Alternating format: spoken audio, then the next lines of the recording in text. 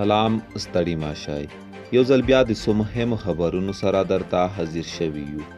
واورئ چې د خوست اوسېدونکي وایي نوی حکومت یې د پخوانیو پوځیانو کورونه پلټي او شخصي موټران هم له ځان سره بیایي. دا او نور خبرونه راسره اورېدلی شئ. که چینل ته څوک نوي راغلي وای نو چینل هم سبسکرایب کړئ. ورځو بشپړو خبرونو ته. طالبان د پخواني دولت ټول ملکی او نظامي کارکوونکو ته عمومي عفوه اعلان کړې وه، خو بیا هم له یو شمېر سیمو د ځینو پخوانیو پوځیانو سره د زور زیاتي پیښو خبرونه ورکړل شوي.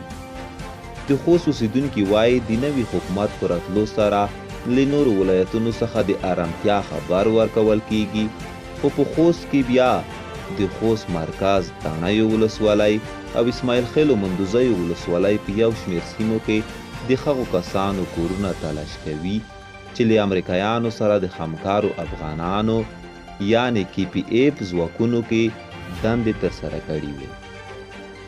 که څه هم د KPF ټول عسکر د امریکا متحده ایالاتو له لوري له هېواده ایستل شوي، خو د کورنۍ غړي یې وایي چې دوی لا هم ارامه نه دي.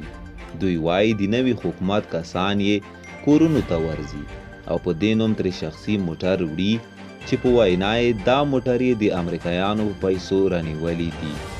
د خوست مرکزي اوسېدونکي وایي دا حالت د 15 ورځو راهیسې پیل شوی چې د مرکز او اسماعیل خیلو مندوزیو ولسوالۍ څخه یې 15 موټران او د تڼیو ولسوالۍ څخه یې 40 شخصي موټران بوولي دي. بل خبر مو دا چې د نوي حکومت لخوا د کونړ ځوانانو ته خبر ورکړل شوی چې ګیره ویښتان او ټول لباس مو په سنت طریقه برابر کړئ. د کونړ ولایت اوسېدونکي وایي د دغه ولایت په لرې پرتو سیمو کې نوي حکومت پر خلکو ځینې بندیزونه لګولي چې له مخې یې ځوانان نه ګیره خریلی شي او نه یې د سترګو د ورځې په موده ویښتان جوړولی شي. د نوي حکومت په رسېدو سره خلکو فکر کوو چې دوی به هغسې ازادي ولري لکه په جمهوریت کې چې لرله، خو ولسي وګړي وایي دا انګېرنه یې غلطه ثابته شوي. اوس د پخوا په څېر ازادي څه چې هغې څرک هم نه لیدل کیږي.